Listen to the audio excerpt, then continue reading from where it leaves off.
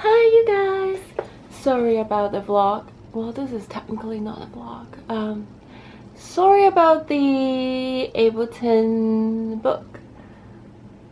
It's not review anymore because I'm pretty much doing every single topic.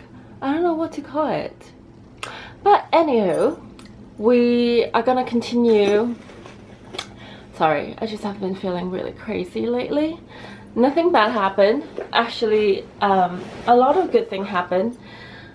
But I don't know, just feeling... Yeah.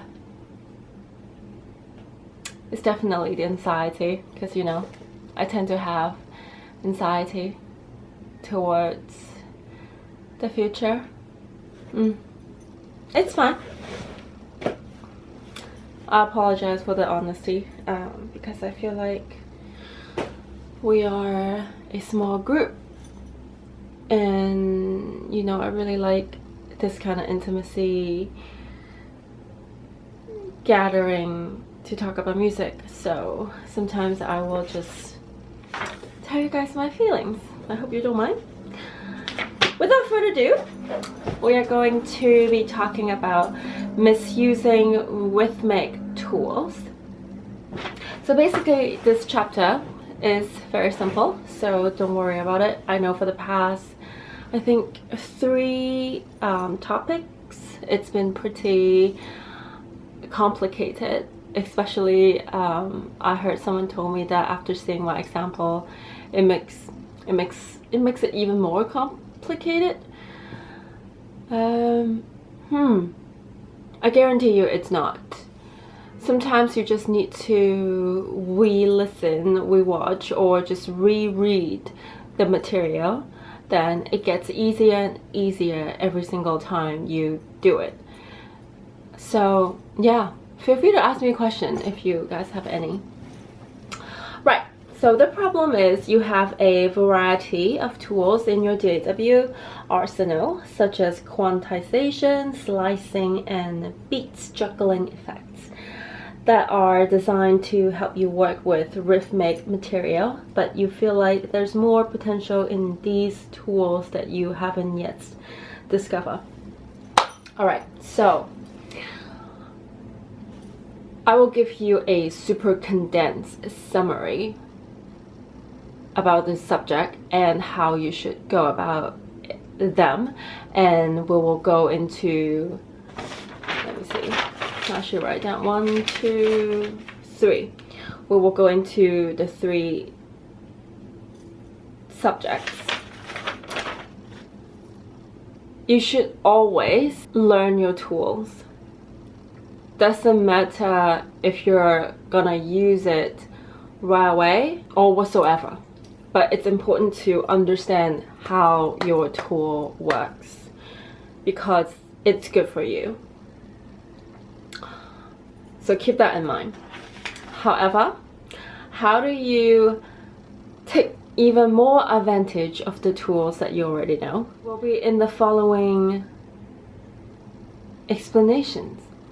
Number 1, misusing quantization.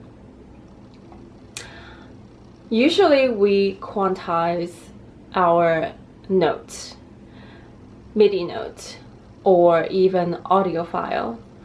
It's very straightforward, but sometimes if you substantially slower or faster, say you have 16th notes, in the normal situation you quantize it to 16th notes, right?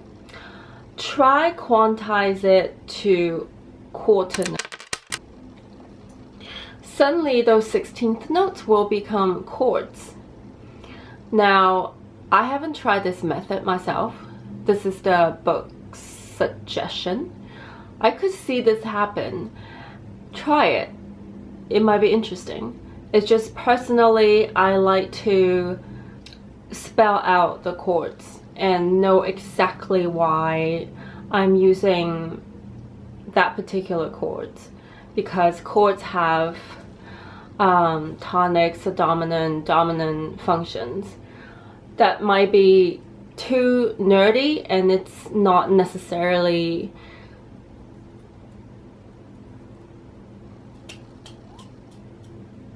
the reason why you play chords, and I understand that.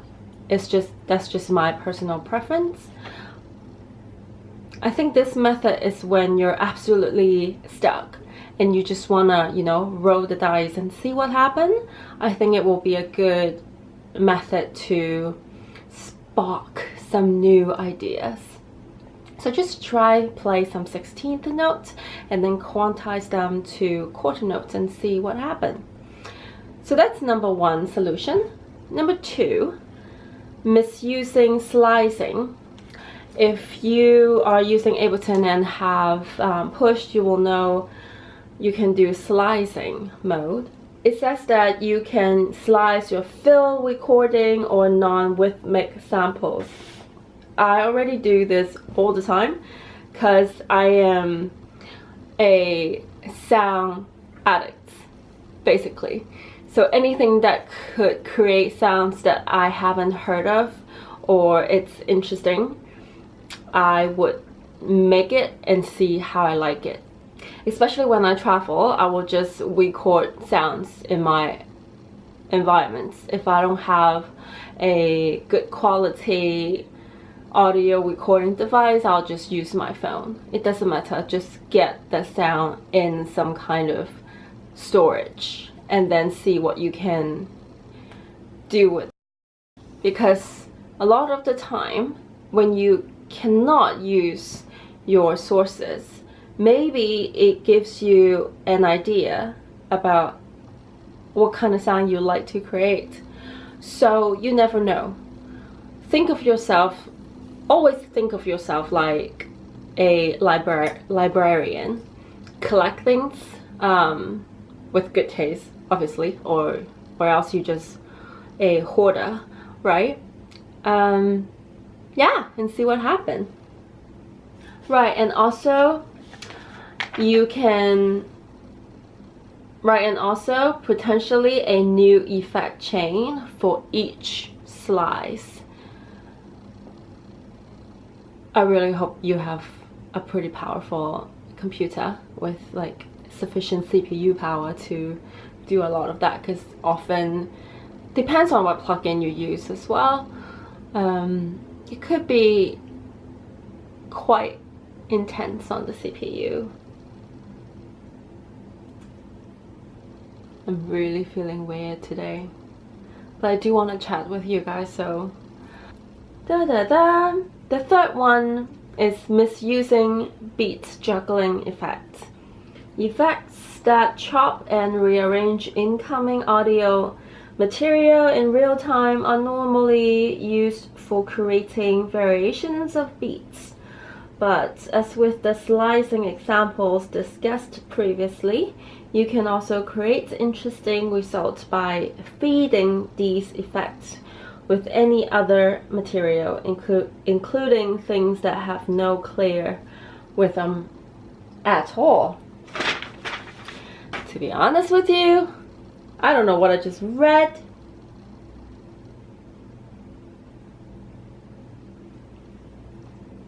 You should just replay this and see if it makes sense. I'm sure if I read this 3 more times, it will make sense to me.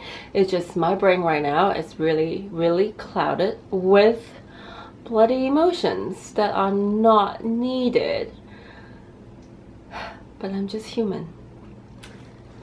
So what I would say is learn your tools, what they're supposed to do, but don't be afraid to make them do something else. Basically, that's it. It's very simple topic. Right. So if you're still here, we will do a bit of chatting before I sign off. Yeah, I actually uploaded a track yesterday. It's called It's Meant to Hurt. I needed to, right, so if you have a good pair of headphones or you were listening to on a good monitors, I think you can feel the low mid is kind of heavy on your body, and I kind of did that on purpose to express how I was feeling last week. A lot of things had happened, and one of the events was there was this 9-year-old refugee girl who committed suicide because she couldn't deal with the bullying at school. And that was around the same age I started to get bullying. So it kind of, I don't know, because sometimes I feel like, how come I never have this suicidal thought? Because I honestly, I had only one thought, which was to survive. And on a lot of level, I feel that I'm extremely lucky because I made it through, you know? Now that I am an adult, now I grew up, I look back to those events, you will understand it's actually not as bad as you remember. However, when you were a kid, everything was way more intense. I'm sure you guys can relate to that when you look back to your previous events. So that news really hit my emotion. It got me really mad and sad. Okay, so this might offend some people, but I just like to say that in this day and age, we always talk about mental health, suicide, this kind of topic, which is good for the majority of the time. However, I don't know, I could be wrong. That narrative actually make people into a snowflake on some level, because it's always like, oh my gosh, if it upsets you, like, I'm terribly sorry, but my intention is to make people stronger, as you guys already know.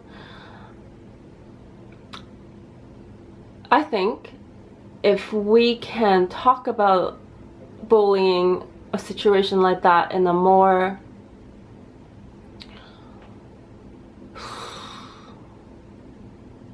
how do you tackle it way, instead of, oh, call help, oh, seek help. Because when you're being bullied, you cannot seek help. I didn't seek help. It was all internal strength. And I got it from reading books, listening to music. I didn't have a friend. I was getting bullied. Like, it was real. I lived through it. So all these talking, it seems very noble and grand. How practical is it? Oh, I wonder.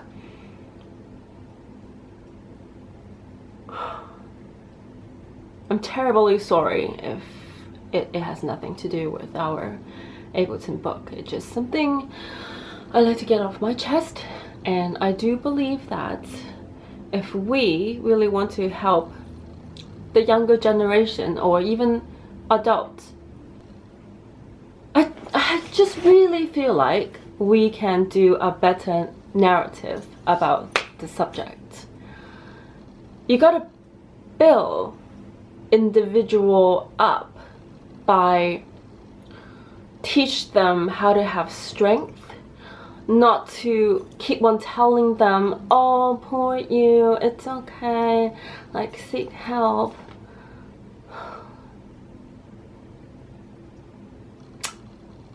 What do you guys think?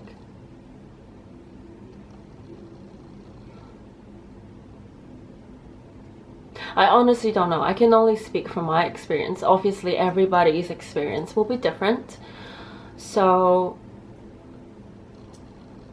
yeah, if you are going through some sort of hardship or difficult times at school or at work, if it's okay, I am absolutely here to hear you out, because I say this all the time. I want to make music that empower people in a non-cheesy way, but yeah. Alright, I'll see you guys next time. Bye!